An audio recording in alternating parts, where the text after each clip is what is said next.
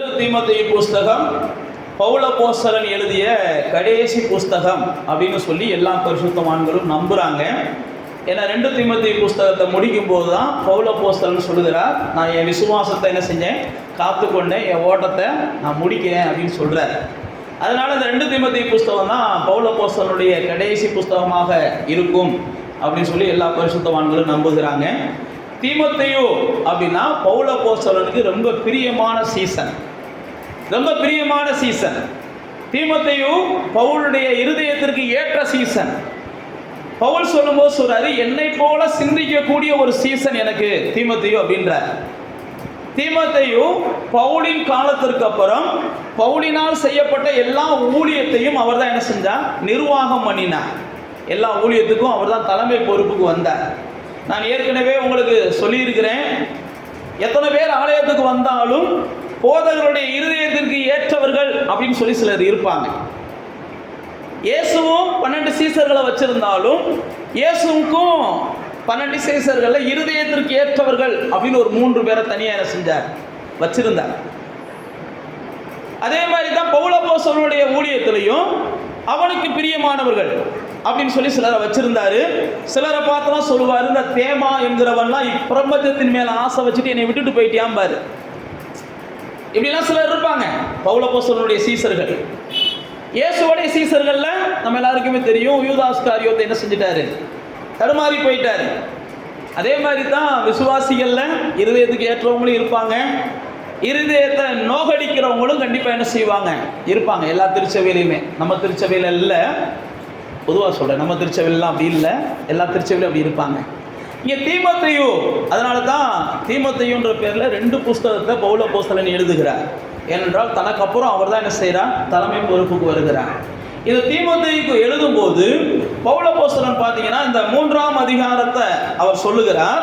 இப்போ இந்த 2ஆம் அதிகாரத்தில் ஒரு வசனத்தை நான் உங்களுக்கு சொல்லிட்டு 3ஆம் அதிகாரத்துக்கு வர்றேன்.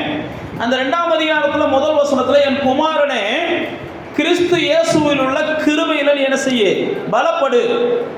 அடுத்து 2ஆம் வசனத்தை சொல்றாரு, அநேக சாட்சிகளுக்கு முன்பாக நீ என்கிட்ட கேட்டதை மற்றவர்களுக்கு போதிக்கத்தக்க உண்மையுள்ள மனுஷன்ட்ட ஒப்புவி. புரியுதா? நீ என்கிட்ட கேட்கிறத எல்லாத்தையும் சொல்லாத, நீ கற்றுக்கொள்றத எல்லாத்தையும் சொல்லாத. நல்லா தெரிந்து கொள்ளுங்க, நாம் யார்கிட்ட பேசுகிறோம்னு முதல் நமக்கு புரியணும். சுவிசேஷத்தை நம்ம வாத்துக்கு என்ன செய்கிறோம், சொல்கிறோம்னு சொல்லிட்டு எல்லாத்தையும் சொல்லக்கூடாது. சுவிசேஷத்தை செவி கொடுத்து கேட்குற மனசு இருக்கான்னு அவங்கள பார்க்கணும். செவி கொடுத்து கேட்க மனசு இல்லாதவங்ககிட்ட நேரத்தை செலவழித்து பலனை செலவழித்து கடைசியில் நீங்கள் என்ன செய்யணும், உண்மைக்கே செலவழிக்க வேண்டிய இடத்துல செலவழிக்காமல் போயிடுவீங்க. அதனால தான் பவுல் அப்போஸ்தலன் சொல்கிறான், நீ யாருக்காவது கொடுக்குறேன்னா அவன் இன்னொருத்தனுக்கு கொடுப்பியான்னு தெரிஞ்சு அவன்கிட்ட கொடுன்றியான். யாருக்காவது நீ கொடுக்குற அப்படின்னா அவன் இன்னொருத்தனுக்கு கொடுப்பான்னு தெரிஞ்சா கொடு. ஏன்னா நீ இன்னொருத்தனுக்கு கொடுப்பன்றதுனால தான் நான் உங்ககிட்ட எல்லாத்தையும் சொல்கிறேன். நான் ஏன் உன்கிட்ட எல்லாத்தையும் சொல்கிறேன், நீ மற்றவங்களுக்கு கண்டிப்பாக சொல்லுவேன், உன் மேலே எனக்கு நம்பிக்கை இருக்கு. அதே மாதிரி உனக்கு நம்பிக்கையான ஆட்கள்கிட்ட மட்டும் நீ என்ன செய்ய, சத்தியங்களை பகிர்ந்து கொள் அப்படின்னு சொல்லி தீமோத்தேயுக்கு ஒரு ஆலோசனை கொடுக்குறான். கொடுத்துட்டு தான் 3ஆம் வசனத்தில் சொல்கிறாரு, இயேசு கிறிஸ்துவுக்காக நல்ல போர் சேவகனாக தீங்கு அணுவி. புரியுதா? இதைத்தான் இன்னைக்கு நான் உங்களுக்கு தியானமாக எடுத்திருக்கிறேன். தேவ பிள்ளைகள் என்ன செய்யணும், தீங்கு அனுபவிக்கணும். தேவ பிள்ளைகள் தீங்கு அனுபவிக்கணும் அப்படின்னு பைபிளில் போட்டிருக்குது. நானும் நீங்களும் தீங்கு அனுபவிக்க கூடாதுன்றதுக்காகத்தான் தேவ பிள்ளைகளாகவே என்ன செஞ்சுருக்கிறோம், மாறி இருக்கிறோம். எந்த தீங்கும் நம்மளை வந்துடக்கூடாதுன்னு தான் போன வாரம் பாஸ்டர் பேசினார். சங்கீதம் 121 போட்டு பேசும்போது எந்த தீங்கும் வந்துடக்கூடாதுன்னு பேசினார். இன்றைக்கி என்ன செய்கிறார், தீங்க நீயா போய் என்ன செய், அனுபவி, அது வராட்டினாலும் பரவாயில்ல, நீ தேடி போய் என்ன செய், அனுபவின்னு சொல்கிறாரு அப்படின்னு சொல்லி உங்கள் மனசுக்குள்ள ஏதாவது கேள்வி வருதான்னு தெரியல. எனக்கு என்ன செய்யுது, யாரோ கேட்குறது மாதிரி சத்தம் கேட்குது. இங்கே பாருங்க, பவுல் அப்போஸ்தலன் இந்த வார்த்தையை சொல்லுகிறார். ஏன் சொல்லுகிறார் அப்படின்றதுக்கு தான் இப்போ 3ஆம் அதிகாரத்துக்கு வாங்க. 12ஆம் வசனத்தை வாசிங்க. 3ஆம் அதிகாரம் 12ஆம் வசனம்.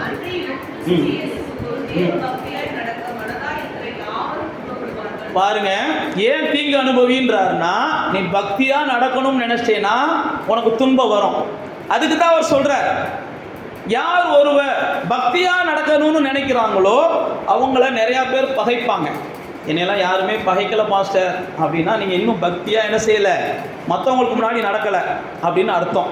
மற்றவங்களுக்கு முன்னாடி நீங்கள் பக்தியாக நடந்தீங்கனாலே உங்களை பகைக்கிறவங்க பெருகுவாங்க. அதனால தான் இங்கே வேதத்தில் பவுல் அப்போஸ்தலன் சொல்லுகிறாரு, கிறிஸ்துவுக்குள் யாரெல்லாம் தேவனை பிரியப்படுத்தணும்னு நினைக்கிறாங்களோ அவங்களையெல்லாம் மனிதர்கள் பகைப்பாங்க. தேவனை அறியாத மனிதர்கள், தேவனை அறிகிற மனிதர்கள், அறிந்த மனிதர்கள் அவங்களெல்லாம் என்ன செய்வாங்க, நேசிப்பாங்க. தேவனை அறியாத மனிதர்கள் தேவனை பிரியப்படுத்த நினைக்கிற மனிதர்களை பகைப்பாங்க. இதைத்தான் பவுல் அப்போஸ்தலன் தீமோத்தேயுக்கு எழுதுகிறார். அதுக்கு முதல் வசனத்தில் சொல்றாரு பாருங்களேன், வாசிங்க. 11ஆம் வசனம், 3ஆம் அதிகாரம் 11ஆம் வசனம்.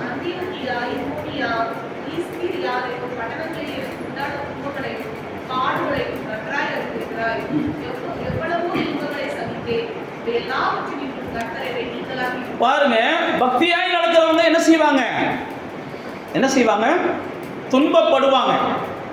ஆனா பக்தியாய் நடக்கிறவங்க துன்பப்படுறாங்க. இங்க பவுல் சொல்றாரு பாருங்க, எவ்வளையோ துன்பங்களை நான் சகித்தேன், ஆனா எல்லாவற்றிலிருந்து கர்த்தர் என்ன செஞ்சார். அப்ப துன்பம் வருதுன்னா நல்லா தெரிஞ்சுக்கோங்க, அதோட சேர்த்து கர்த்தர் நமக்கு துணையாகவும் வந்து நிற்கிறார்ன்றதை என்ன செய்வார், அவர் வெளிப்படுத்துவார். நம்ம துன்பம் வந்த உடனே என்ன செய்யறோம், அந்த துன்பத்தை தான் பெருசா பேசுறோம், பார்க்கிறோம். ஆனா அந்த துன்பத்திலிருந்து நம்மளை விடுதலை ஆக்குவதற்கு நமக்கு துணையா ஒருத்தர் நிற்கிறாரு பாருங்க, அவரை நம்ம மறந்துடுறோம். அவரே கையை பிடிச்சிக்கிட்டு, பயப்படாத நான் உனக்கு துணையா, பேசாம இருங்க ஆண்டவர், எங்க பாருங்க, பேசாம இருங்க வாண்டுங்க, அவரை பாருங்க, பேசாம இருங்க ஆண்டவரை, இவரை பாருங்கன்னு சொல்லி நம்ம என்ன செஞ்சுடுறோம், இல்லை நான் உனக்கு துணையா இருக்கிறேன், நான் உனக்கு பயப்படாத துணையா இருக்கிறேன், உன்னை இந்த துன்பத்துல இருந்து நான் என்ன செய்வேன், நீங்களாக்குவேன், நான் சொல்றதை கவனி, இல்லை நான் சொல்றதை கவனிங்க அப்படின்னு சொல்லி ஆண்டவர் என்ன செய்வோம், என்னை இப்படி புலம்ப விட்டீங்களே ஆண்டவரே, என்னை இப்படி அழுக விட்டீங்களே ஆண்டவரே, என்னை இப்படி என்ன செஞ்சிட்டீங்க, கை விட்டீங்களே ஆண்டவரே அப்படின்னு சொல்லி இங்கிட்டு அவரை பேச விடாமே. பொதுவாகவே நம்மளுடைய இயல்பு தானே, யாராவது நம்மகிட்ட பேச வந்துட்டாங்கன்னா அவங்கள நம்ம பேச விடுறதே இல்லை. அவங்க சொல்ல போகிறத கேட்டோம்னா நம்ம பேசுறது நின்று போகும். அவங்க சொல்றத நம்ம கேட்காமையே இருக்கிறதுனால தான் நம்ம பேசுறது என்ன செய்ய மாட்டேங்குது, நிற்கவே மாட்டேங்குது. இதே மாதிரி தான் இங்கே பவுல் அப்போஸ்தலன் சொல்றான், எப்பா நான் எவ்வளோ துன்பங்களை பார்த்தேன், எல்லா துன்பங்கள்லேருந்து கர்த்தர் என்ன செஞ்சுட்டாரு, நீங்கள் ஆக்கிட்டாரு. அதனால பக்தியாக நடக்க விரும்புகிறவங்களுக்கு என்ன வரும், துன்பம் வரும். ஆனால் அவை எல்லாவற்றிலிருந்தும் கர்த்தர் என்ன செய்வார், அவங்களை விடுதலை ஆக்குவார். இதைத்தான் சங்கீதக்காரன் 34 சொல்றான், நீதிமான்களுக்கு வருகிற துன்பங்கள், ஆமா, அதை எல்லாவற்றிலிருந்து என்ன செஞ்சிடறாரு, கர்த்தர் அவங்களை விடுதலை ஆக்குறாரு. அப்ப தேவ பிள்ளைகளாகி நீங்களும் நானும் தேவனுடையவர்களாக இருக்கிறபடியினால இந்த பூமியில நாம் துன்பப்படுவதை நல்லா தெரிந்து கொள்ளுங்க. வேதத்தின் நிமித்தம் தேவனுக்காக நம்ம துன்பப்படணும். பாஸ்டர் தான் துன்பப்படணும்னு சொன்னார்னு சொல்லி யார்ட்டையாவது போய் என்ன செய்யக்கூடாது, நீங்களாம் வழியே போய் நாய் வாழை பிடிச்சிருக்கிற மாதிரி இருக்கக்கூடாது. நீங்கள் வசனத்தை பேசுறதுனால உங்களை பகைக்கணும். உங்களுடைய வாழ்க்கையில் நீங்கள் உண்மையாக இருக்கும்போது உங்களை பகைக்கணும். நீங்கள் வாழ்க்கையில் நீங்கள் அசுத்தத்தை பைபிளில் பேதுரு சொல்கிறாரு, நீங்கள் அவங்களுடைய அசுத்தத்தை நீங்கள் விரும்பாததுனால உங்களை அவங்க என்ன செய்கிறாங்க, தூசிக்கிறாங்க. 1 பேதுருக்கு வாங்க, 4ஆம் அதிகாரத்தில் 4ஆம் வசனத்தில் போட்டிருக்கிறாரு. எப்பா 3ஆம் வசனத்தில் சொல்கிறாரு, சென்ற நாட்களில் நாமெல்லாம் புறஜாதியாருடைய இஷ்டத்தின்படி நடந்து கொண்டோம், அது போதுன்றார். அப்போது நாம காம விகாரத்தையும் துரி இச்சைகளையும் நடப்பித்து மதுபானம் பண்ணி களியாட்டுகளை செய்து வெறி கொண்டு அருவருப்பான விக்கிரக ஆராதனையை செஞ்சோம். இது 3ஆம் வசனத்துல சொல்றாரு. 4ஆம் வசனத்துல சொல்லும்போது சொல்றாரு, அந்த துன்மார்க்க உலகிலிருந்து நம்ம வெளியில வந்துட்டோம்.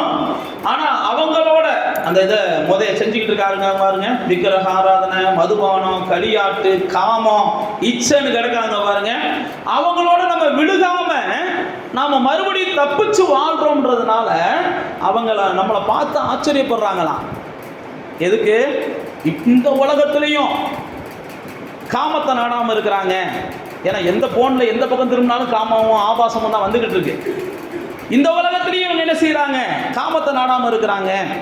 இந்த உலகத்திலையும் களியாட்டுகளை, பாவ சந்தோஷங்களை விரும்பாம இருக்கிறாங்க. இந்த உலகத்திலையும் குடிக்காம இருக்கிறாங்க, வெறிக்காம இருக்கிறாங்க. பரவாயில்லையே அப்படின்னு சொல்லி நம்மளை பத்தி என்ன செய்வாங்களாம், ஆச்சரியப்பட்டு பைபிள்ல போட்டிருக்கு. நம்மளை என்ன செய்வாங்க, தலையில தூக்கி வச்சு கொண்டாடுவாங்கன்னு போடல.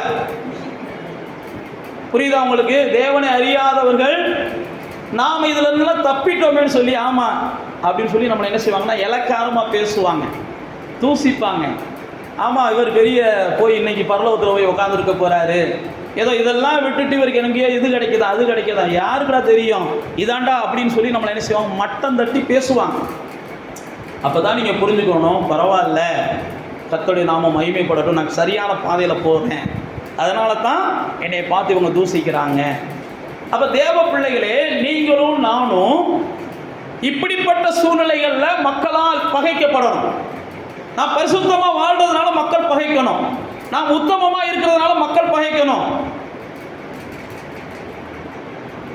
பக்கத்து வீட்டில் இருக்கிற கருவேப்பிலையை தூக்கி நம்ம வீட்டில் போட்டாங்கன்றதுக்காக நம்ம மக்கள்கிட்ட என்ன செய்யக்கூடாது, பகையை உண்டாக்கக்கூடாது. ஒரு கருவேப்பிலை தானே தூக்கி போட்டால் போகிறாங்கன்னு தூக்கி போட்டு போயிடணும்.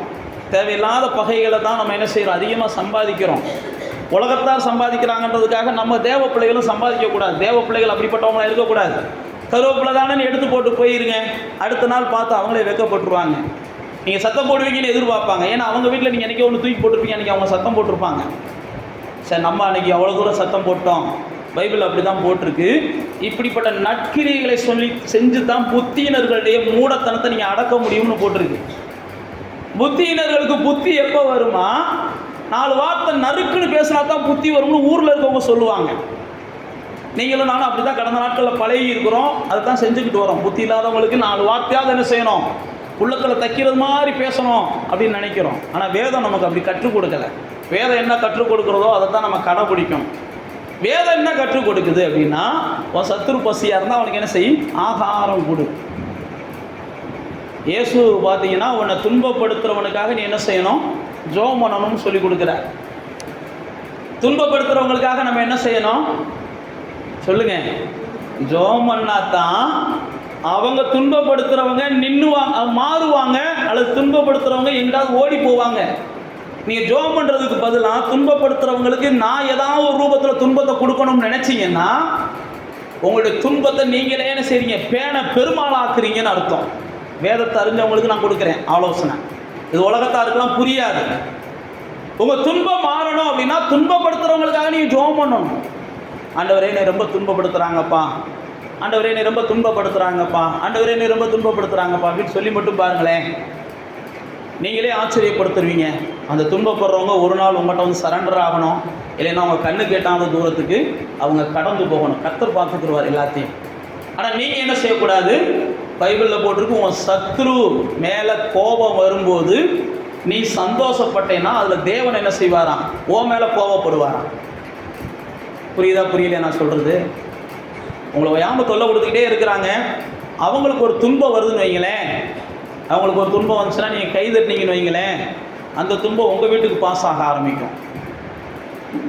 இதெல்லாம் கர்த்தர் நமக்கு கொடுத்துருக்கிற எளிய ஆலோசனை. ஆனால் நமக்கு ரொம்ப கடினமான ஆலோசனையாக தெரியும். ரொம்ப எளிய ஆலோசனை. அவன் பாவம் ஒருத்தன் வருத்தப்படுறான், அப்போ அவனை துன்பப்படும் போது பைபிளில் போட்டிருக்கு, நீங்களும் நானும் என்ன செய்யணும், ஆண்டவரே அவனை மன்னிச்சிருங்கப்பா. பைபிள் அப்படி தான் போட்டிருக்கு. மோசே அந்த ஜனங்களெல்லாம் கல்லெறிய வர்றாங்க, அப்போ ஆண்டவருக்கும் பெரிய கோபம் வருது. பைபிளில் மோசே ஜெபம் பண்ணுறான். என்ன ஜெபம் பண்ணுறான், ஆண்டவரே நீ இரக்கமுள்ள தேவன், உங்களை மன்னிச்சிருங்க ஆண்டவரேன்றான். ஸ்தேவானை வாட்சி பார்க்குறோம், எல்லாரும் கல்லை எரிஞ்சு ஸ்தேவானை கொல்றாங்க, கல்லை வச்சு எரிஞ்சு கொள்றாங்க. ஆனால் ஸ்தேவான் முழங்கால் படிக்கிட்டு, ஆண்டவரே இந்த பாவத்தை உங்கள் மேலே என்ன செஞ்சிடாதீங்க, சுமத்திடாதீங்கப்பா. இதெல்லாம் பைபிளில் போட்டிருக்கு, இதெல்லாம் வேறு எங்கேயுமே இல்லை. ஏன் நான் உங்களுக்கு சொல்லுகிறேன்னா, பைபிளில் நமக்கு சொல்லியிருக்கு, துன்பப்படுத்துகிறவங்களுக்காக நம்ம என்ன செய்யணும், ஜெபம் பண்ணணும். பக்தியாய் நம்ம நடக்க விரும்பினாலே நமக்கு துன்பங்கள் வரும். நம்ம தேவனுடைய வார்த்தையின்படி போக விரும்பினாலே நமக்கு துன்பங்கள் வரும். தேவனுடைய வார்த்தையை நம்ம கடைபிடிக்கணும்னு நினைச்சாலே நமக்கு துன்பங்கள் வரும். தேவனை நம்ம பிரியப்படுத்தணும்னு நினைச்சாலே நம்ம துன்பப்படுத்தப்படுவோம். இப்படி தான் நமக்கு பைபிள் சொல்லி கொடுத்துருக்கு. ஆனால் பைபிளில் அதுக்கேற்ற ஒரு வாக்குத்தத்தத்தை ஆண்டவர் கொடுத்துருக்கிறாரு. அந்த துன்பங்கள் எல்லாவற்றிலிருந்தும் கர்த்தர் என்ன செய்வார், நம்மளை விடுதலை ஆக்குவார். இப்போ அதே நம்ம தீமோத்தேயு அந்த 2 தீமோத்தேயுக்கு வாங்க. 2 தீமோத்தேயுல இப்போ நம்ம வாசித்த அந்த 3ஆம் அதிகாரத்தில் ஆண்டவர் அந்த துன்பத்தை பற்றி சொல்லியிருக்கிறார். இப்போ 4ஆம் அதிகாரத்தில் பவுல் அப்போஸ்தலன் தான் வாழ்க்கையில் வந்து ஒரு சூழ்நிலையை சொல்லுகிறார். 4ஆம் அதிகாரத்துக்கு வந்தீங்கன்னா அங்கே பவுல் அப்போஸ்தலன் என்ன சூழ்நிலையை சொல்கிறாருன்னா 4:14 வாசிங்க எடுத்தவங்க. எனக்கு ஒருத்தர் ரொம்ப தீமை செய்கிட்டுக்கிட்டே இருக்கிறான். அவனுடைய செய்கைக்கு தக்கதாக கர்த்தர் அவனுக்கு பதிலளிக்கட்டும். சொல்லுங்க அடுத்து. நம்முடைய வார்த்தைக்கு பாருங்க, ஆண்டவரை பற்றி சொல்ற வார்த்தைக்கு எதிர்த்து நின்று தான் நம்மளை துன்பப்படுத்துறான். அடுத்த வார்த்தை தான் ரொம்ப அவசியமான வார்த்தை, வாசிங்க.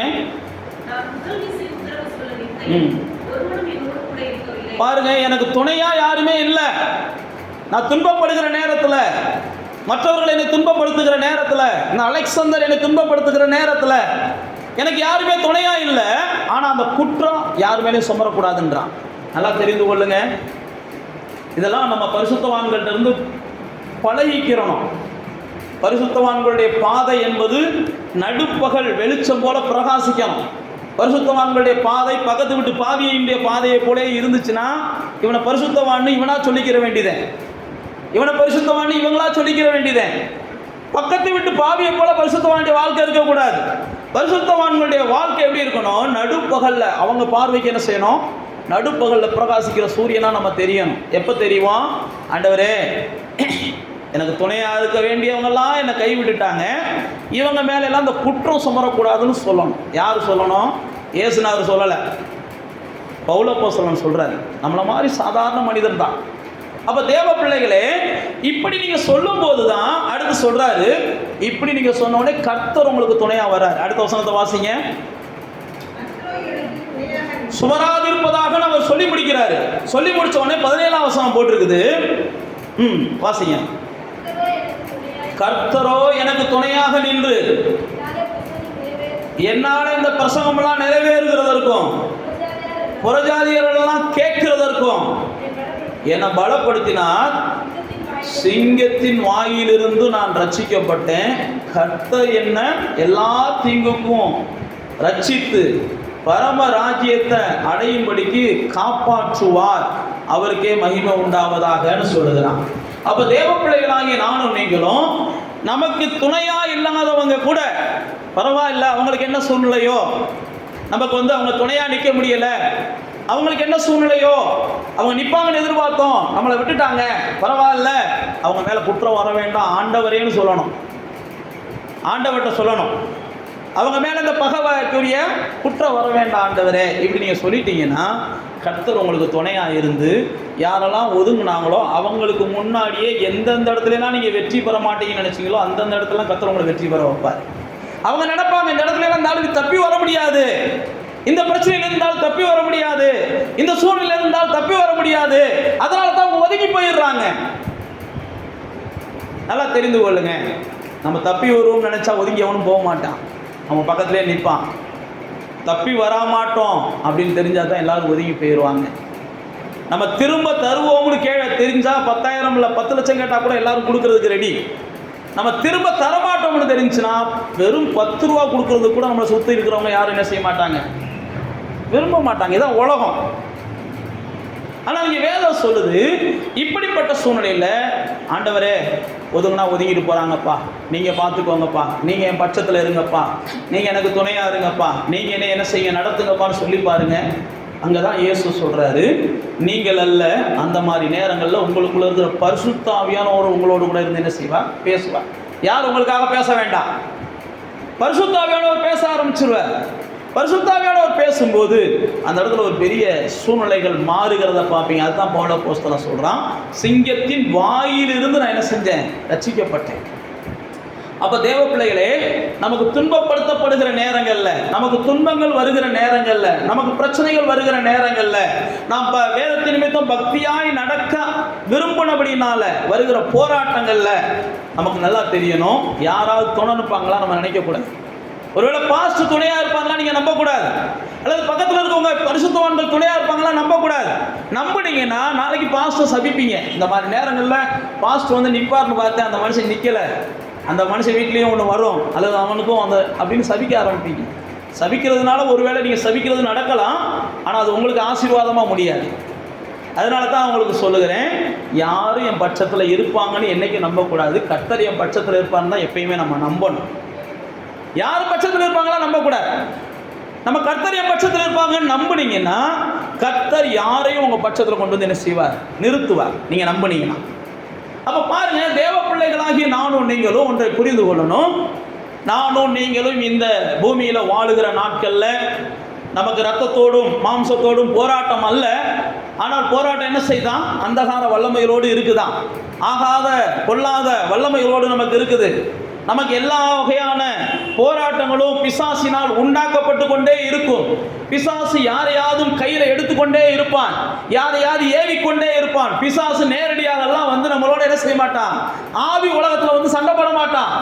நம்மளோட ஏதாவது ஒரு மனிதனை பிடித்து அவனை வைத்து தான் நம்மளோடு போராடுவான். அதனால தான் நான் உங்களுக்கு சொல்லுகிறேன், வந்திருக்கிற மனிதன் நமக்கு முக்கியம் இல்லை, அவனை அனுப்பின அவனுடைய தலைவன் தான் நமக்கு முக்கியம். இந்த வந்திருக்கிற மனிதனை நம்ம பார்க்கக்கூடாது. பாவமே பொல்லாதாவி பிடிச்சி வந்திருக்கிறியான், இயேசுவி நாமத்தில் இவனை விட்டு பொல்லாதாவி நீங்கட்டும்னா அடுத்த நிமிஷமே அவனை விட்டு பொல்லாதாவி என்ன செஞ்சிடும், நீங்கி போயிடும். நீங்களும் நானும் மனிதர்களோடு போராடுவதற்கு விரும்பலை, கூடாது. நல்லா தெரிஞ்சுக்கோங்க, உங்களோடு போராடுறவங்களோடு நீங்கள் என்ன செய்யக்கூடாது, போராடக்கூடாது. அவங்களுக்குள்ளே இருக்கிற அசுத்தாவியோடு நீங்கள் போராடுங்க. ஆண்டவரே, அந்த அசுத்தாவியை மாற பண்ணுங்க, புத்தி தெளிவு அவனுக்கு உண்டாகட்டும். நான் என்ன பேசுறதுன்னு தெரியாமல் என்கிட்ட பேசிக்கிட்டு இருக்கியான், என்கிட்ட என்ன வம்பு எதுக்கு எடுத்தாலும் வம்பு பண்ணிக்கிட்டே இருக்கியான். நான் எவ்வளவுதான் நல்லதை செஞ்சாலும் எவ்வளவுதான் பொறுத்து போனாலும் என்னை விடாமல் என்ன செஞ்சுக்கிட்டு இருக்கான், தொல்லை பண்ணிக்கிட்டு இருக்கான். இயேசுவி நாமத்தில் அவனுக்குள்ளே இருக்கிற முரட்டாட்டம் பண்ணுகிற ஆவி ஓடட்டும். இப்படி தான் பேசணும். நம்ம அவனுக்கு முன்னாடி இல்லை, ஆண்டவருடைய சமூகத்தில் போய் அவனுக்கு முன்னாடி பேசுனீங்கன்னு என்னையவா அசுத்தாவின்னு சொன்னேன்னு சொல்லி உண்மைக்கு அசுத்தாவின் குணத்தை காமிக்க ஆரம்பிச்சிருவான். நிறைய பேர் அப்படி தான் பேசிட்டு அசுத்தாவி என்ன செய்கிறோம், மனுஷ ரூபத்தில் பார்த்துக்கிட்டு அவஸ்தைப்படுறோம். அப்படிலாம் பேசாதீங்க, ஆண்டவர்கிட்ட பேசுங்க. ஆண்டவரே போகட்டும் அப்படின்னு பேசுங்க. அப்போ தேவ பிள்ளைகளே, இங்கே பாருங்க, நான் ஏற்கனவே உங்களுக்கு சொல்லியிருக்கிறேன் பாருங்க, மாம்சத்தோடும் ரத்தத்தோடும் வெளியில் போராட்டம் இல்லை. ஆனால் வேதம் சொல்லுது நம்முடைய மாம்சமும் நம்முடைய ஆவியும் ஒன்றுக்கு ஒன்று விரோதமாக இருக்கும். நமக்கு நம்முடைய மாம்சத்தோடு போராட்டம் இருக்குது. நம்முடைய மாம்சம் பைபிள் பிரகாரம் பார்த்தீங்கன்னா நம்மளை எல்லா வகையான வருத்தத்துக்கு நேராக வழி நடத்தும். இந்த மாம்சமும் மனசும் தான் தேவனுடைய கோபாக்கினையை நம்ம மேலே கொண்டு வரக்கூடியது. அதனால் நமக்கு பக்கத்தில் இருக்கிற மாம்சம் நமக்கு போராட்டம் அல்ல, நம்முடைய மாம்சத்தோடு நமக்கு போராட்டம் இருக்குது. அதனால தான் இயேசு சொல்லும்போது சொல்கிறாரு, ஆவி உற்சாகமானது மாம்சம் பலவீனம் உள்ளதுன்றாரு. கலாத்தியருக்கு எழுதும்போது ஆவியானவர் எழுதுகிறாரு, உங்களுடைய மாம்சம் ஆவியோடு கூட விரோதமாக இருக்கும். அதனால மாம்சத்தின் கிரியைகளை நீங்கள் என்ன செய்யுங்க, அழிக்காவிட்டால் தேவனுடைய ராஜ்யத்துக்குள்ள பிரவேசிக்க மாட்டீங்கன்றாரு. தேவனுடைய ராஜ்யத்துக்குள்ள பிரவேசிப்பதற்கு நம்முடைய மாம்சம் நமக்கு தடையாக இருக்கும். நல்லா தெரிந்து கொள்ளுங்க, பிசாசு எந்த அளவுக்கு எதிர்க்கப்படக்கூடியவனோ அதே அளவுக்கு நம்முடைய மாம்சத்தை நம்ம அடக்கி ஒடுக்கி கீழ்ப்படுத்த தெரியலைன்னா நம்ம ஆகாதவர்களாய் போய் விடுவோம்னு பவுலப்போஸ்தலன் சொல்லுகிறான். நானும் நீங்கள் நம்முடைய மாம்சத்தை அடக்கி ஒடுக்கி கீழ்ப்படுத்தலைன்னா நாம் பெற வேண்டிய பந்தய பொருளை பெற்றுக்கொள்ள முடியாது அப்படின்னு பவுலப்போஸ்தலன் நமக்கு ஆவியானவர் மூலமாக ஆலோசனை கொடுக்கிறான். இந்த மாம்சத்தை அடக்க தெரியாதவங்க இந்த பூமியில் அடிமையாக தான் வாழுவாங்க. நல்லா தெரிந்து கொள்ளுங்க, அவங்க ஆண்டவருக்குரியவங்களாம் வாழ மாட்டாங்க. மாம்சத்தை அடக்க தெரியாதவங்க பைபிள் பிரகாரம் அவர்கள் நிச்சயமாகவே மாம்ச சிந்தை மரணத்துக்கு ஏதுவானது. ரோமர் 8ஆம் அதிகாரம் முழுவதும் இந்த மாம்சத்துக்கு ஆவிக்கும் உள்ள ஒரு போராட்டத்தை சொல்லுவார். அப்போ தேவ பிள்ளைகளாகிய நீங்களும் நானும் இந்த மாம்சத்தில் எழும்புகிற கோபங்கள், மாம்சத்தில் எழும்புகிற மூர்க்கங்கள், மாம்சத்தில் எழும்புகிற தூசணங்கள், இதெல்லாம் மாம்சத்தில் எழும்புதுன்னு சொல்லி கலாத்தியரில் சொல்கிறார். அப்போ தேவ பிள்ளைகளாகி நானும் நீங்களும் இந்த மாம்சத்தை என்ன செய்யணுமா, சிலுவையில் அறையணுமா. இதில் தான் கலாத்தியர் 5ஆம் அதிகாரத்தில் ஆவியானவர் எழுதி வச்சிருக்கிறார். அப்போ தேவ பிள்ளைகளாகிய நமக்குள்ளே போராட்டம் என்பது வெளியிலிருந்து இல்லை, நம்முடைய மாம்சத்தோடு நமக்கு என்ன செய்யுது, போராட்டம் உண்டு. இந்த மாம்சம் நம்மளை நினச்சா என்ன செய்யும், அசுத்தம் உள்ளவங்களாக மாற்றும். அதனால தான் கண்ணை கவனமாக பார்த்துக்கோ அப்படின்னு ஆவியானவர் எழுதி வச்சிருக்கிறார். உன் காதை கவனமாக பார்த்துக்கோன்னு ஆவியானவர் எழுதி வச்சிருக்கிறார். உன்னுடைய சிந்தனைகளை கவனமாக பார்த்துக்கோன்னு ஆவியானவர் எழுதி வைத்திருக்கிறார். அதனால தான் 2 கையுள்ளவனா நீ நரகத்துக்கு போகிறத காட்டிலும் 1 கையுள்ளவனா கூட பரலோகத்துக்கு வாண்டுறாரு. 2 கால் உள்ளவனா நீ நரகத்துக்கு போகிறத காட்டிலும் 1 கால் உள்ளவனா பரலோகத்துக்கு வாண்டுறாரு. ஏன்? இந்த மாம்சம் உன்னை என்ன செய்யும், நரகத்துக்கு கொண்டு போகும். இந்த மாம்சத்தின் 2 கையை நான் பாதுகாக்கணும்னு சொல்லி இந்த மாம்சம் விரும்புறதெல்லாம் செய்யக்கூடாது. மாம்சத்தில் விழுந்தவங்க எத்தனையோ பேர் இருக்கிறாங்க. அதனால தான் கலாத்தியருக்கு பவுல் சொல்றாரு, ஆவியில ஆரம்பம் பண்ண நீங்க ஏன் மாம்சத்தில் முடிய போறீங்கன்றாரு. ஆவியானவர் தானே உங்களை வழி நடத்தினார். இப்ப திடீர்னு ஏன் மாம்சம் வழி நடத்துவதற்கு நீங்க இடம் கொடுக்குறீங்கன்றாரு. மாம்சம் சில நேரத்தில் நம்மளை மாய்மாலம் பண்ண சொல்லும். மாம்சம் சில நேரத்தில் நம்மளை பொய் சொல்ல சொல்லும். மாம்சம் சில நேரத்தில் நம்ம களவு செய்ய சொல்லும். இதெல்லாம் பைபிளில் போட்டிருக்கு. அப்ப தேவ பிள்ளைகளாகிய நானும் நீங்களும் துன்பப்படாமல் வாழ்வதற்கு மாம்சம் நம்மளுக்கு என்ன செய்யும்? வழிகாட்டும். ஆனால் ஆவியின் பாதை தான் பைபிள் பிரகாரம், அதுதான் நித்திய ஜீவனுக்கு நேராக நம்மளை வழி நடத்தும். ஆவியின் பாதை தான் நம்மளை எல்லா வகையிலையும் என்ன செய்யும்? ஆசீர்வதிக்கப்பட்ட ஒரு மாமனிதர்களாக அந்த பூமியில மாற்றி வைக்கும். இப்ப பாருங்க, இந்த தீமோத்தேயுக்கு வாங்க. பவுல் அப்போஸ்தலன் அந்த 3ஆம் அதிகாரத்துல கடைசி காலங்களை குறித்து சொல்லுகிறார். கடைசி காலம் கொடிய காலம். இந்த கொடிய காலத்துல நீங்க என்ன செய்யணும்? பக்தியா நடந்தீங்கன்னா துன்பப்படுவீங்க. அப்படி பக்தியா நடந்து நீங்க துன்பப்படும் போது தேவன் உங்களுக்கு துணையா இருந்து என்ன செய்வார்? எல்லா துன்பங்களிலிருந்து உங்களை நீங்களாக்குவார். எல்லா துன்பங்களிலிருந்து உங்களை நீங்களாக்குவார். நான் ஏற்கனவே சொன்னது தான், மறந்துடக்கூடாது. நான் துன்பப்படும் போது அவங்க எனக்கு துணையாக இருப்பாங்க, இவங்க எனக்கு துணையாக இருப்பாங்க நீங்கள் நம்புனீங்கன்னா அதுவே உங்களுக்கு துன்பத்தை அதிகமாகும். நான் துன்பப்படும் போது எனக்கு தேவன் துணையாக இருப்பார் மட்டும்தான் நோக்கி பார்க்கணும். பவுல் அப்போஸ்தலன் மூலமாக நம்ம கற்றுக்கொள்கிறோம். அப்போ தேவ பிள்ளைகளாகி நீங்களும் நானும் பக்தியாய் நடக்க ஆரம்பிக்கும் போது பல துன்பங்களை சந்திக்கக்கூடிய சூழ்நிலை வரும். ஏனென்றால் கொடிய காலத்தில் நம்ம வாழ்ந்து கொண்டு இருக்கிறோம். இப்ப பாருங்க, இந்த கொடிய காலத்தில் வாழுகிற மனிதர்களை குறித்து 5ஆம் வசனத்தில் சொல்றாரு, தேவ பக்தியின் வேஷத்தை தரித்தவர்கள். நல்லா தெரிந்து கொள்ளணும், நாம் வாழுகிற கொடிய காலத்துல தேவ பக்தி எது, வேஷமுள்ள தேவ பக்தி எது அப்படின்றது நமக்கு புரியணும். தேவ பக்தின்னு சொல்லிட்டு நீங்க எல்லாத்தையும் நம்புனீங்கன்னா நிச்சயமாகவே உங்களுடைய துன்பத்தின் நேரத்தில் தேவன் உங்களுக்கு துணையா இருக்க மாட்டார். துன்பத்தின் நேரத்தில் தேவனால் நீங்க என்ன செய்ய மாட்டீங்கன்னா துணையை எதிர்பார்க்க முடியாது. ஏனென்றால் வேஷம் போட்டிருக்கிற மனிதர்கள் இன்னைக்கு பெருகிட்டாங்க. நீங்க கீழே, அதுக்கு கீழே தான் சொல்றாரு, இந்த வேஷம் போட்டிருக்கிறவங்க யார் அப்படின்னா, இப்படிப்பட்டவங்களை நீ விட்டு விலகு. இவங்க பாவங்களால் நிறைந்து பற்பல இச்சைகளால் இழுப்புண்டு எப்போது சத்தியத்தை கற்றாலும் அவங்க உணர மாட்டாங்க. திருந்தணும்னு ஆசையே அவங்களுக்கு இருக்காது, மாறணும்னு ஆசையே இருக்காது. அவங்களுக்கு தேவை என்ன? இயேசு மூலமா ஏதாவது ஒரு ஆசீர்வாதம் வேணும், அவ்வளவுதான். நீ என்ன வேணாலும் பேசிட்டு போ, இயேசு மூலமா என்ன செய்யணும், எனக்கு என்ன கிடைக்கும், இயேசு மூலமா ஏதாவது நன்மை கிடைக்குமா? இங்க வேதம் சொல்லுது, அப்படிப்பட்டவங்க தான் வேஷம் போடுறவங்க. இயேசுவின் மூலமாக, முதல்ல நான் ஏற்கனவே சொல்லியிருக்கிறேன், இயேசுனுடைய அற்புதத்தை நாம் தேடி வரல, இயேசுனுடைய அன்பை புரிஞ்சுக்கிட்டு தான் நம்ம வர்றோம். இயேசுவிடத்திலிருந்து நம்ம அற்புதத்தை தேடி வந்தோம் அப்படின்னா என்னைக்குமே நம்ம அவரை நேசிக்க மாட்டோம். இயேசுடைய அன்பை நம்ம புரிந்து கொண்டு வந்தோம்னா நம்முடைய வாழ்க்கையில் அவர் ஏராளமாக அதிசயங்களை செஞ்சுக்கிட்டே இருப்பார். என் அன்பை புரிந்து கொண்டவன் இவனுக்கு எவ்வளோ வேணாலும் அதிசயத்தை செய்யலாம் அப்படின்னு செய்வார். இங்கே பாருங்க, எல்லா வகையிலும் அவங்க சொல்ற கற்றுக்கொண்டாலும் அவங்க எது பண்ண மாட்டாங்க. என்னி அந்த பொருட்கள் பாருங்க, 8ஆம் வசனம், என் நேயும் எம்பிரேயும் இவங்க ரெண்டு பேரும் யாருன்னு பார்த்தீங்கன்னா, மோசே பார்வோன்கிட்ட போன போது தன்னுடைய கோலை போட்ட உடனே அந்த கோல் என்னவா மாறுச்சு? நல்லா தெரியும்ல, தூக்கத்தில் இருக்கவங்க கூட கரெக்டாக பதில் சொல்றீங்க. பாம்பா என்ன செஞ்சுச்சு? மாறுச்சு. அப்போ பாம்பா மாறின உடனே சில மந்திரவாதிகள் அவர்களும் தன்னுடைய கோலை போட்டாங்க. அவங்க தான் இந்த எண்ணினேயும் எம்பிரேயும் மோசேக்கு விரோதமாக அவங்க நின்னாங்க. அப்படி போட்டுட்டு பைபிளில் போட்டு இவர்கள் சத்தியத்திற்கு எதிர்த்து நின்றார்கள். இந்த துர்புத்தியுள்ள மனுஷர்கள் விசுவாசத்தில் பரீட்சைக்கு என்ன செஞ்சாதவங்க, நில்லாதவங்க. ஆனாலும் இவர்கள் அதிகமாக பலப்படுவதில்லை. அவர்களுடைய அவ்விருவருடைய மதிகேடு எல்லாருக்கும் வெளிப்பட்டதை போல இவர்களுடைய மதிகேடும் வெளிப்படும். யாருடைய மதிகேடு? பக்தியின் வேஷத்தை தரிச்சிருக்காங்க பாருங்க, அவங்க ஒரு நாள் கண்டிப்பாக என்ன செய்வாங்க, அவங்க புத்தியினத்தை, ஒளியின் வேஷத்தை தரித்து கொண்டவங்க, வேஷம் போட்டவங்க ஒரு நாள் வேஷம் என்ன செய்யும்? கலையும். யாருடைய வேஷமாக இருந்தாலும், நீங்கள் எந்த வேஷம் போட்டாலும் அந்த வேஷம் ஒரு நாள் என்ன செய்யும்? கலையும். இதைத்தான் இங்கே ஆண்டவர் சொல்லுகிறார்.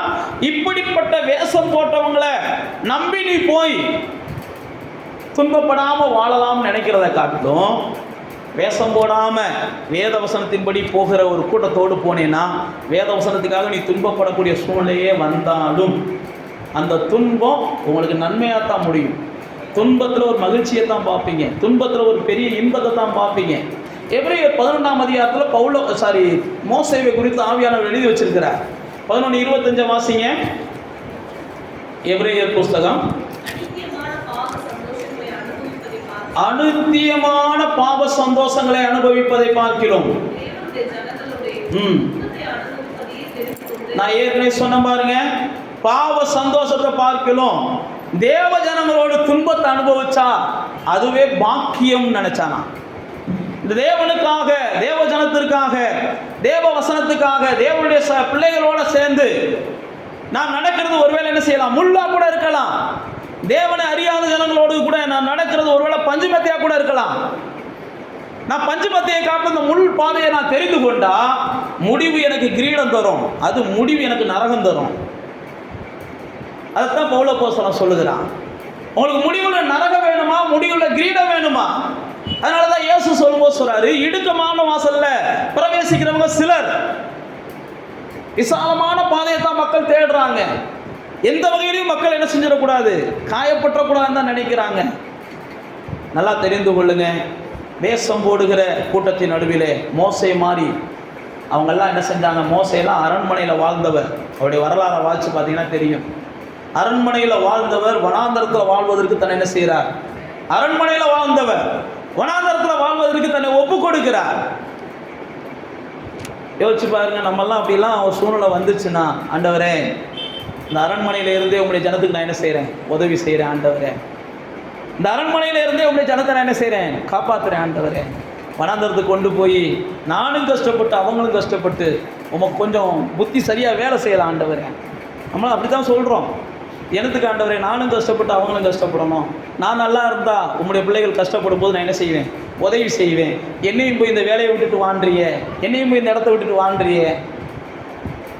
புரியுதா புரியலையான்னு தெரியல.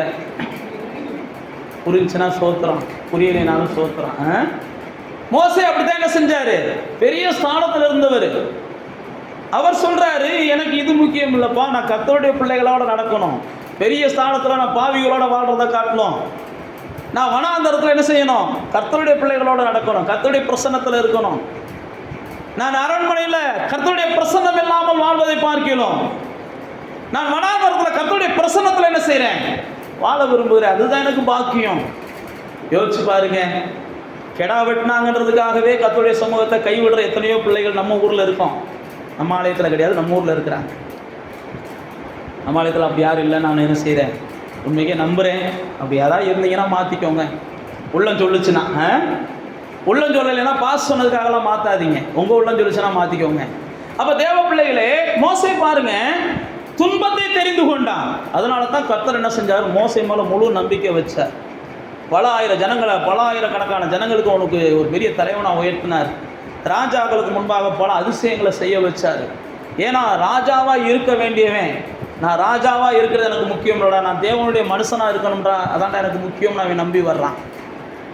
அப்படி வந்ததுனால தான் கர்த்தர் என்ன செஞ்சார், மோசேவை பைபிள் பிரகாரம் பார்த்தீங்கன்னா இன்றைக்கும் தேவனுக்கு அடுத்த ஸ்தானத்தில் இஸ்ரவேலர்கள் வச்சு பார்க்குறாங்க. தேவனுக்கு அடுத்த ஸ்தானத்தில் இன்றைக்கும் இஸ்ரவேலர்கள் வச்சு பார்க்குறாங்க. மோசேவனுடைய மரணத்தை தான் கர்த்தர் என்ன செஞ்சார், பைபிளில் போட்டு மறைச்சிட்டாருன்னே போட்டிருக்குது. உங்கள் மரணமும் அப்படியெல்லாம் இருக்கணும்னா நீங்களும் மோசேவை மாதிரி கொஞ்சமாவது என்ன செய்யணும், யோசிக்கணும். எப்படி யோசிக்கணும், நான் கர்த்தருடைய வார்த்தைக்கு முக்கியத்துவம் கொடுக்க விரும்புகிறேன்.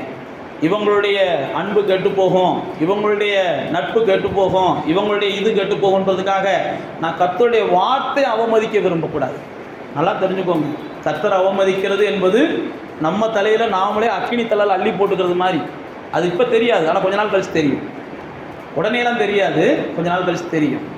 அப்போ தேவ பிள்ளைகளே, நீங்களும் நானும் துன்பப்படுகிறதற்கு சில நேரத்தில் சூழ்நிலைகளை பக்தியாய் நடக்க ஆரம்பிக்கும் போது, பக்தியாய் நம்ம நடக்க விரும்பும் போது சில நேரத்தில் துன்பங்களை நம்ம சந்திக்க வேண்டி இருக்கும். துன்பப்படும் போது கூட நானும் நீங்கள் என்ன செய்யணும், சந்தோஷப்படணும்னு பவுல் அப்போஸ்தலன் சொல்கிறார். துன்பப்படும் போது என்ன செய்யுங்க, சந்தோஷப்படுங்க.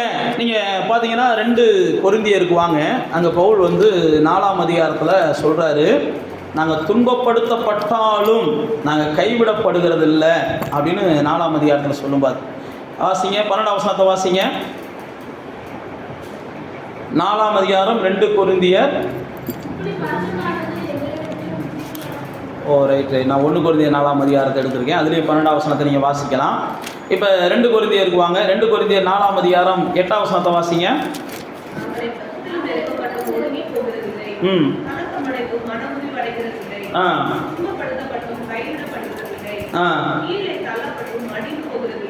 பாருங்க, அடுத்து கீழே வாசிங்க.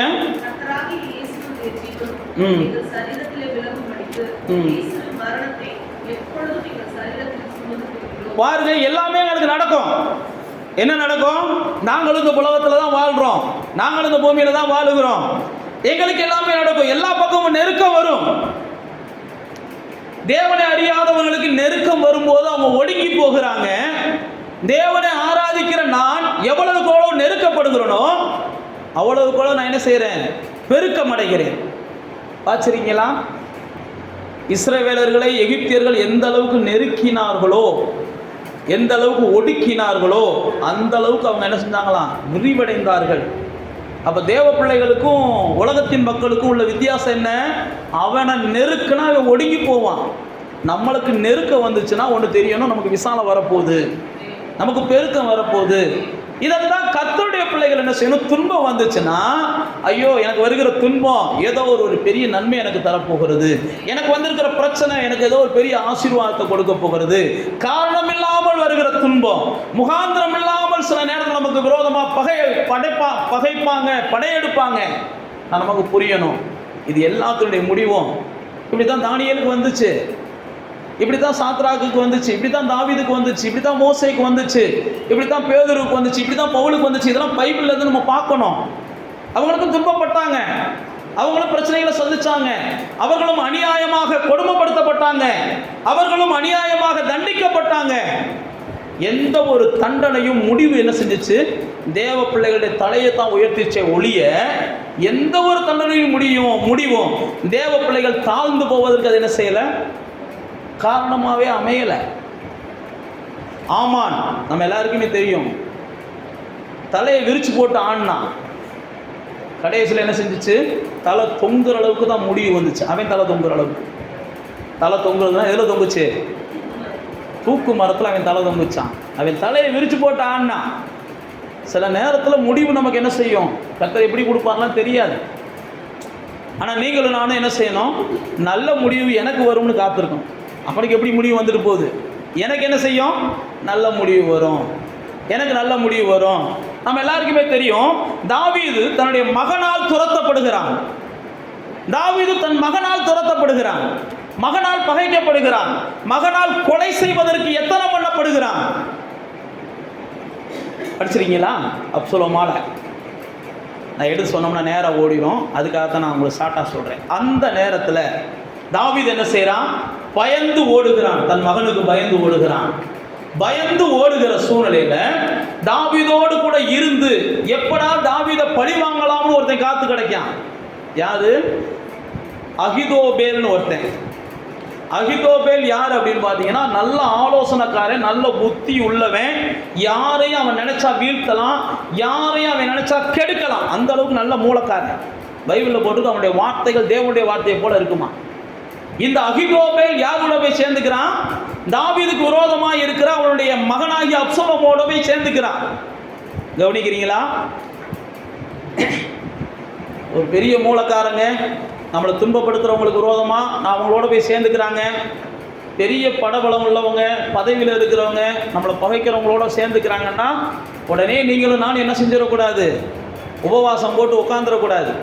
ஒரே ஒரு வார்த்தை தான், ஆண்டவரே தாவீது என்ன செஞ்சான்? ஓடிக்கிட்டு இருக்கும் போதே ஜெபம் பண்ணுறான். அந்த அகிதோபேலின் ஆலோசனை என்ன செஞ்சுருக்கேன்? அபத்தமாக்கிருங்க ஆண்டவரே. அவன் கொடுக்குற ஆலோசனையை மகன் கேட்டான்னா நிச்சயமாக அவன் கெட்டு போவேன், என்னையும் ஏதாவது ஒரு வழியில் கெடுக்க பார்ப்பேன். அவன் ஆலோசனை என்ன செஞ்சுருங்க? அதான் நான் உங்களுக்கு சொல்கிறேன், ஆண்டவர்கிட்ட சொல்லிடணும். யார் கூட யார் கூட்டணி சேர்ந்துட்டு போகட்டும், கெடுக்கிறதுக்காக. நல்ல கூட்டணியெல்லாம் உடைக்க முயற்சி பண்ணாதீங்க, கெடுக்கிறதுக்குன்னு உங்களோட சேர்றாங்க பாருங்க. 2 பேர் நல்லா இருக்கிறாங்கன்னா அதை பார்த்து தான் சில நேரத்தில் நமக்கு ஜெபம் பண்ண தோணும். ஆண்டவரே இவங்க 2 பேர் எப்போ பார்த்தாலும் ஒன்றாவே சுற்றிக்கிட்டு இருக்காங்க, அவங்க வாட்டுக்கு ஒன்றா சுற்றிட்டு போகிறாங்க, விடுங்க. அவங்க ஒன்றா சுற்றி நம்மளுக்கு விரோதமாக ஏதாவது செஞ்சாங்கன்னா என்ன செய்யுங்க, 4 பேர் ஐக்கியமாக இருக்கிறத விரும்புங்க. உங்களோட ஐக்கியமாக இருக்கிறதுக்கு இல்லைன்றதுக்காக யார் கூட ஐக்கியமாக இருக்கக்கூடாதுன்னா சிலர் நினைப்பாங்க. நீங்களாம் அப்படி நினைக்க மாட்டீங்கன்னு உங்களை முகத்தை பார்க்கும்போது தெரியுது, சிலர் நினைப்பாங்க. ஆனால் இங்கே பாருங்க, அகிதோப்பேலுடைய ஆலோசனையை பைத்தியமாக்குங்க, அபத்தமாக்குங்க, பைபிளில் போட்டிருக்கு. அப்படியே கர்த்தர் செஞ்சார். அதனுடைய விளைவு என்னன்னா, அகிதோப்பேல் 4 கொண்டு செத்து போனானா. அப்போ உங்களுக்கு தீங்கு செய்யணும், துன்பப்படுத்தணும், உங்களை எப்படா வழி கிடைச்சா, வாய்ப்பு கிடைச்சா உங்களை வாய்ப்பு கிடைச்சா பலியாக்கணும்னு நினைக்கிறாங்களோ அவங்களுக்கெல்லாம் கர்த்தர் ஏற்ற பதிலை கொடுப்பார். நீங்கள் ஒன்றும் என்ன செய்யாதீங்க, எதுவும் யோசிக்காதீங்க, கர்த்தர் அவங்களுக்கு ஏற்ற பதிலை கொடுப்பார். அதான் சொன்ன பாருங்க, ஆமானுக்கு கர்த்தர் ஏற்ற நேரம் பதில் கொடுத்தாரு. மறுநாள் விடிஞ்சிச்சுன்னா இவங்கெல்லாம் சாக போகிறாங்க அப்படின்னு ஆமான் நினச்சிக்கிட்டு இருக்கான். மறுநாள் விடிஞ்ச உடனே ஆமானும் அவன் வம்சமெல்லாம் செத்து போகுது. இதெல்லாம் மனுஷனுக்கு புரியாது, தேவனுக்கும் தேவ பிள்ளைகளுக்கு மட்டும்தான் புரியும். அப்போ சில நேரத்தில் நம்மளை துன்பப்படுத்துகிறாங்க அப்படின்னு சொல்லிட்டு நாம் என்ன செஞ்சிட வேண்டாம், அவங்களுக்கு துன்பம் வர வேண்டும்னு செவிக்க வேண்டாம். ஆண்டவரே பார்த்துக்கோங்கப்பா. பைபிளில் போட்டிருக்கு, அப்சலோம் செத்த போது தாவீது அழுதான்னு பைபிளில் போட்டிருக்கு. சவுல் செத்த போது தாவீது அழுதான்னு பைபிளில் போட்டிருக்கு. இவங்கெல்லாம் தாவீதுக்கு நல்லது செஞ்சவங்க இல்லை, தாவீதுக்கு கெட்டது செஞ்சவங்க. நமக்கு கெட்டது செஞ்சவங்க செத்தாங்கன்னா நமக்கு என்ன செய்யணும், அழுக வந்துச்சுன்னா உண்மைக்கே நம்மோட ஆண்டவர் இருக்கிறாருன்னு அர்த்தம். அழுக வரலை, வேட்டு போடணும்னு தோணுதுன்னா உண்மைக்கே நம்ம கூட பிசாசு இருக்கான்னு அர்த்தம். புரியுதா? புரிஞ்சா சோத்திரம். இப்படிப்பட்ட சூழ்நிலையில் இந்த யார் தாவீது ஓடுறாரு. அப்போ சவுலோட சொந்தக்காரன் ஒருத்தர் என்ன செய்கிறான், மண்ணை வாரி தாவீது மேலே தூத்துறான், கல் எடுத்து தாவீது மேலே எரியிறான். சில நேரத்தில் துன்பப்பட்டுக்கிட்டு நம்மளே தலையை பிச்சுக்கிட்டு இருப்போம். என்னடா அந்த பிரச்சனைன்னு இருப்போம். யாருமே சம்மந்தம் இல்லாதவன் வந்து நம்மளை நோண்டிக்கிட்டு இருப்பான். யாருமே சம்மந்தம் இல்லாதவன் நம்மளை போட்டு என்ன செய்வான், வர்றியா ஒத்தைக்கு வர்றியான்னு கிடைப்பான். ஏழை எனக்கு ஏற்கனவே இருக்கிற பிரச்சனை போதும்டா. யாருன்னே தெரியாது, காய் வித்துட்டு வந்திருப்பான், காய் வாங்குப்பியான், வேண்டாம்னு சொல்லியிருப்போம். அப்போ வேண்டாம் நீ சொல்கிறவளான்னு கூட கேட்பான். யாருன்னே தெரியாது, லூசு பையங்க நிறையா சிக்குவாங்க. நான் மறுபடியும் சொல்கிறேன், அந்த நேரத்தில் தாவீதுக்கு கோபம் வரல, தாவீது கூட இருந்தவங்களுக்கு கோபம் வருது. அப்போ தாவீது என்ன செய்கிறான், ஏழை விடுங்கடா பாவிகளா, இப்படி தான் சொல்கிறான் தாவீது. எனக்குடா அவனை போட்டுக்கிட்டு விடுங்கடா, ஆண்டவன் பார்த்துட்டு போயான், அவன் தூசிக்கணும்னு ஆண்டவன் அவனுக்கு இன்றைக்கி எழுதி வச்சிருக்கான், அதனால தூசிச்சுக்கிட்டு இருக்கான். இப்படி தான் தாவீது சொல்கிறான். இன்றைக்கி ஆண்டவர் அவனை அனுமதிச்சிருக்காருப்பா, செஞ்சுட்டு போகிறேன் விடு, இது நமக்கு முக்கியம் இல்லை அப்படின்னு கடந்து போகிறான். ஏன் நான் உங்களுக்கு சொல்லுறேன்னா, சில நேரத்தில் இப்படி தான் ஆகாத போகாத ஆட்கள் கூட நம்மகிட்ட வந்து என்ன செய்வாங்க, 5 வயசாக லாயக்கு இல்லாத ஆளுங்க. தாவீது அன்னைக்கு நினைச்சா 5 நிமிஷத்தில் அவனை என்ன செஞ்சிருக்கலாம், வெட்டி போட்டு போய்கிட்டே இருக்கலாம். 5 வயசாக ஒரு வகையிலும் பிரயோஜனம் இல்லாத ஆட்கள் கூட நம்மளை சில நேரத்தில் நோண்டி பார்ப்பாங்க, சீண்டி பார்ப்பாங்க, காயப்படுத்தி பார்ப்பாங்க. ஆனால் நீங்கள் ஒன்றை புரிந்து கொள்ளணும், இதெல்லாம் கர்த்தர் பார்த்துக்கிறட்டும், இதை பார்த்தாகிலும் கர்த்தர் என் மேலே இறக்கம் காமிக்கட்டும். தாவீது அப்படி தான் சொல்லுவான். நான் பொறுத்து போகிறேன்ல, நான் அமைதியாக போகிறேன்ல, நான் அனுசரித்து போகிறேன்ல, நான் தாங்கி போகிறேன்ல, நான் சகிச்சு போகிறேன்ல, இதை பார்த்தாகிலும் என் கர்த்தர் என்ன செய்யட்டும், எனக்கு இறக்கம் காமிக்கட்டும்னு தாவீது சொல்லிட்டு போவான். இப்படி தான் நீங்களும் நான் என்ன செய்யணும், துன்பப்படுத்துகிறவங்கள ஆண்டவரே நான் சகிச்சுக்கிறேன்ப்பா, இதை பார்த்தாகிலும் அவர்கள் என்ன செய்கிறாங்க, நிந்திக்கிறாங்க பாருங்கள், இவங்களுக்கு முன்னாடி எனக்கு ஒரு நிலையான வீட்டை கட்டுங்க, இவங்களுக்கு முன்னாடி என் சந்ததியை ராஜவம்சமாக மாற்றி காட்டுங்க, இவங்களுக்கு முன்னாடி எனக்கு நன்மை செய்யுங்க. இப்படி தான் தாவீது கடந்து போனான். அப்போ தேவ பிள்ளைகளே, நீங்களும் நானும் வாழுகிற அந்த பூமியில் நாம் பக்தியாய் நடக்க ஆரம்பிச்சிட்டோம்னாலே நிறையா துன்பப்படுவோம். ஏற்கனவே நாம் பல வகையில் துன்பப்படுகிறோம், இன்னும் நம்ம பக்தியாக நடக்கணும். ஏன்னா கொடிய காலம் அப்படி தான் இருக்குன்னு பைபிளில் போட்டிருக்குது. பவுல் அப்போஸ்தலன் தன்னை குறித்து சொல்லும்போது சொல்கிறான், நானே ஒரு காலத்தில் எவனாவது இயேசுவை பேசினான்னா அவனை நான் அடிப்பேன். ஒரு காலத்தில் பவுல் சொல்கிறான், ஒரு காலத்தில் நானே இயேசுவை பற்றி எவனாவது பேசிட்டு வந்தேன்னா அவனை அடிப்பேன், இயேசுவின் நாமத்தை எவனாவது சொன்னேன்னா அவனை அடிப்பேன், இயேசுவின் நாமத்துக்கு விரோதமாக நானே ஒரு காலத்தில் செயல்பட்டேன். இயேசுவை குறித்து பவுல் அப்போஸ்தலன் தன்னுடைய வாழ்க்கை பயணத்தில் சொல்கிறான். பல இடங்களில் சொல்லுவான். ஆனால் இன்றைக்கி நான் அந்த இயேசுவுக்காக துன்பப்படுவதை நான் பாக்கியமாக நினைக்கிறேன். இன்றைக்கி அந்த இயேசுவுக்காக என்னை யாராவது துன்பப்படுத்தினா அதில் சந்தோஷப்படுகிறேன். பரவாயில்ல, இந்த இயேசுவுக்காக நான் துன்பப்படுவதற்கும் பாத்திரனா எண்ணப்படுகிறேனே. பைபிளில் அப்போஸ்தலரில் அப்படி தான் பரிசுத்தவான்கள் செஞ்சாங்க. அந்த வசனத்தை வாசிங்க. அப்போஸ்தலர் 4ஆம் அதிகாரத்துக்கு வாங்க. அப்போஸ்தலர்ல இதே மாதிரி தான் பரிசுத்தவான்கள் பிரச்சனைகளை சந்திக்கிறாங்க. அப்படி பிரச்சனைகளை சந்திக்கும் போது, பெரிய சூழ்நிலைகளை சந்திக்கும் போது, அப்போ அவங்க ஆண்டவரை நோக்கி பார்த்து ஜெபம் பண்ணுறாங்க. 5ஆம் அதிகாரத்தில் அந்த சூழ்நிலை இருக்குது. 40ஆம் வசனம், அவர்கள் அவருடைய யோசனைக்கு உட்பட்டு அப்போஸ்தலரை வரவழைத்து, 5ஆம் அதிகாரம் 40ஆம் வசனம், அடித்து இயேசுவின் நாமத்தை குறித்து பேசக்கூடாது என்று கட்டளையிட்டு அவர்களை விடுதலையாக்கினார்கள். அவருடைய நாமத்துக்காக தாங்கள் அவமானம் அடைவதற்கு பாத்திரராக எண்ணப்பட்டபடினால் சந்தோஷமாக ஆலோசனை சங்கத்தை விட்டு புறப்பட்டு போய் தினந்தோறும் தேவாலயத்திலையும் வீடுகளிலும் இடைவிடாமல் உபதேசம் பண்ணி இயேசுவே கிறிஸ்து என்று பிரசங்கித்தார்கள். கவனிச்சீங்களா? அவருடைய நாமத்துக்காக தூஷிக்கப்படுறது, அவருடைய நாமத்துக்காக அடிக்கப்படுறது. நல்லா கவனிச்சு பாருங்க. ஒரு ஸ்டாலின் படத்தை பாக்கெட்டில் வச்சுக்கிட்டு ஒருத்தவங்க நடக்கிறதுக்கு எவ்வளவு பெருமையாக நடக்கிறாங்கன்னு தெரியுமா? ஒரு தினகரன் படத்தை பாக்கெட்டில் வச்சுக்கிட்டு ஒருத்தவங்க நடக்கிறது எவ்வளோ பெருமையாக நடக்கிறாங்கன்னு தெரியுமா? நாம் ஆண்டவருடைய பைபிளை கையில் வச்சுக்கிட்டு நடக்கிறதுக்கு நாம் என்ன செய்கிறோம்? அவ்வளோ கூச்சப்படுறோம். எல்லாத்தையும் சொல்லலை, ஒரு சிலரை சொல்கிறேன். உங்களுடைய உள்ளத்துக்கும் ஆண்டவருக்கும் தான் தெரியும். பைபிளை நான் எடுத்துகிட்டு போகிறதுக்கு நான் கூச்சப்படுறேன் அப்படின்னா இன்னும் இயேசுவை குறித்து எனக்கு என்ன செய்யலை? ஆமாம், பெரிய எண்ணம் இல்லை.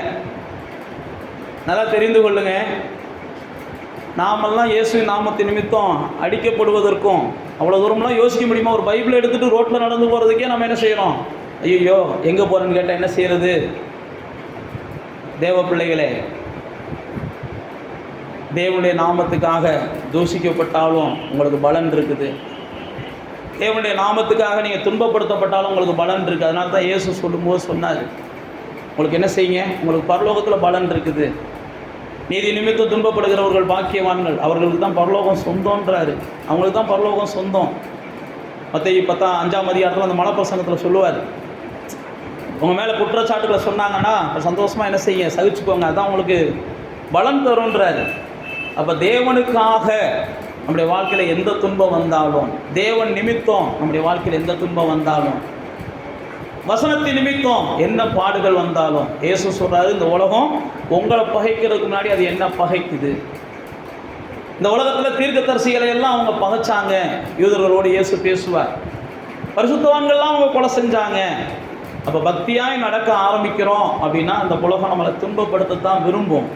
ஆனால் நீங்களும் நானும் ஒன்றை புரிந்து கொள்ளணும், எவ்வளவுதான் துன்பம் வந்தாலும் அந்த துன்பம் எல்லாவற்றிலிருந்தும் கர்த்தர் என்ன செய்வார்?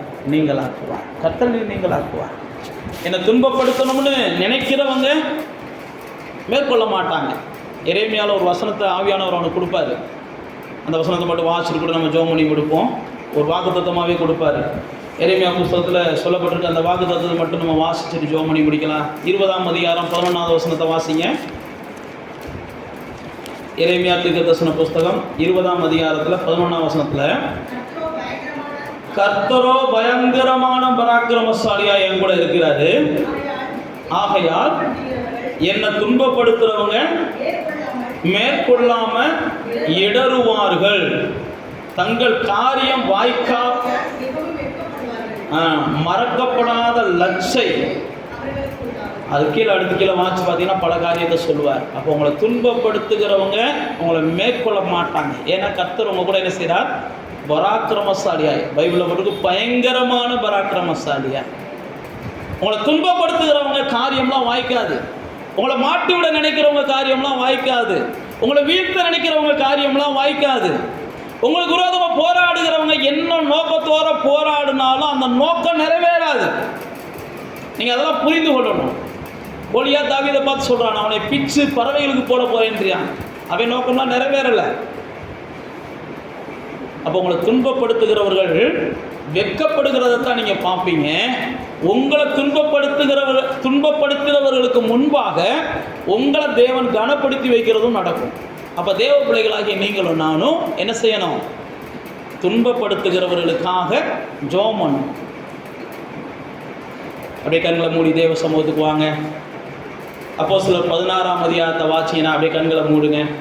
16ஆம் அதிகாரத்தை வாசி பார்த்தீங்கன்னா பவுல் அப்போஸ்தலனை அந்த சிறைச்சாலை தலைவன் அடித்து போடுவான். காயம் வர அடித்து போடுவான். எல்லா பக்கமும் காயம், ரத்தம் சிந்துற அளவுக்கு அடிச்சு போடுவான். பவுல் அப்போஸ்தலன் அந்த அடியிலையும் வேதனையிலையும் ஆண்டவரே உமக்கு ஸ்தோத்திரம்பான்னு ஆண்டவருக்கு நன்றி சொல்லிக்கிட்டு இருப்பான். அந்த அடித்த மனுஷன் கண்ணுக்கு முன்னாடி கர்த்தர் இவன் கட்டுக்களையும் இவன் சிறைச்சாலைகளையும் இவன் மேலே இருந்த எல்லாத்தையும் கர்த்தர் உடனே நீக்கி போடுவார். பைபிளில் போட்டிருக்க அந்த அடித்த மனிதன் ஐயோ ஐயோ ஐயோன்னு அலறி சாக போகிற சூழ்நிலை வரும். உடனே பவுல் என்ன செய்வான், டே உனக்கு ஒன்றும் கெடுதி செய்யாத. நல்லா தெரிஞ்சுக்கோங்க, இது வரைக்கும் பவுலுக்கு கேடு செஞ்சவன், கெடுதி செஞ்சவன், பவுலை வேதனைப்படுத்தினவன். பவுல் சொல்கிறான், டே உனக்கு ஒன்றும் கெடுதி செய்யாதரா, நீ உனக்கு ஒரு தீங்கு செஞ்சுக்கிறாதரா, உனக்கு எந்த தீங்கும் நடக்கக்கூடாதுன்னு நாங்கள் உன் பக்கத்தில் இருக்கிறோம்டா அப்படின்னு சொல்லி பேசுகிறான். உடனே அந்த தலைவன் ஆண்டவன்மாரே நான் என்ன செய்யணும் அப்படின்னு கேட்குறான். எப்போ துன்பப்படுத்துகிறவர்களுக்காக நீங்கள் ஜெபிக்கிறீங்களோ, துன்பப்படுத்துகிறவர்களுக்கு நீங்கள் துணையாக நிற்க வாய்ப்பு கிடைக்கும் போது நீங்கள் துணையாக நிற்கிறீங்களோ, உங்களை துன்பப்படுத்துகிறவர்களுக்கு உதவக்கூடிய சூழ்நிலைகள் உங்களுக்கு உருவாகும் போது உதவி செய்கிறீங்களோ, அப்போ தான் அவங்கள நீங்கள் பிசாசின் பிடியிலிருந்து நீங்களாக்குறீங்க, அவங்கள தேவனுடைய சமூகத்துக்கு நேராக கொண்டு வர்றீங்க. பவுல் அப்படி தான் செஞ்சான். உடனே பைபிளில் போட்டிருக்கு, பவுலுக்கு அவர்கள் பணிவிடை செய்து காயத்துக்கெல்லாம் மருந்திட்டு பவுலுடைய அப்படியே பவுலோடு கூட அவர்கள் இணைந்து தேவ சமூகத்தில் தங்களை ஒப்பு கொடுத்து ஞான ஸ்நானம் எடுத்து குடும்பத்தோடு அன்று முதல் இயேசுவை ஏற்றுக்கொண்டாங்கன்னு பைபிளில் போட்டிருக்கு. இப்போ நம்மளை துன்பப்படுத்துகிறவர்கள் வசனத்தின் நிமித்தம், நான் மறுபடியும் சொல்லுகிறேன், வம்பு தும்பு வச்சுக்கிட்டு துன்பங்களை சந்திச்சுக்கிட்டு அதுக்கு ஏதாவது முடிவு கிடைக்கும்னு காத்திருந்தீங்கன்னா கண்டிப்பாக நீங்கள் தான் வெட்கப்படுவீங்க. வம்பு தும்புகளுக்கெல்லாம் கர்த்தர் கண்டிப்பாக என்ன செய்வார், வம்பு வீம்புக்கெல்லாம் கர்த்தர் துணையாக இருக்க மாட்டார். அதை வச்சுக்கிட்டு நீங்கள் பிரச்சனைகளை எழுதுக்கிட்டு கர்த்தர் எனக்கு துணையாக இருப்பாருன்னு நீங்கள் ஏமாந்து போவீங்க. வசனத்தின் நிமித்தம், நான் வசனத்தை கை கொள்றதுனால, நான் வசனத்தை வாஞ்சிக்கிறதுனால, நான் வசனத்தின்படி வாழ விரும்புகிறதுனால எனக்கு துன்பங்கள் வருகிறது, எனக்கு பிரச்சனைகள் வருகிறது, எனக்கு போராட்டங்கள் வருகிறது அப்படின்னா அதனுடைய முடிவு எல்லாமே, அந்த வசனத்தினால் வருகிற முடிவு எல்லாமே உங்கள் வாழ்க்கைக்கு என்ன செய்யும், ஒரு அலங்காரமான கிரீடமாக ராஜ முடியுமாக இருக்குமே ஒழிய அது ஒருபோதும் உங்களை தாழ்த்துவதற்கும் வீழ்த்துவதற்கும் அது காரணமாக இருக்காது.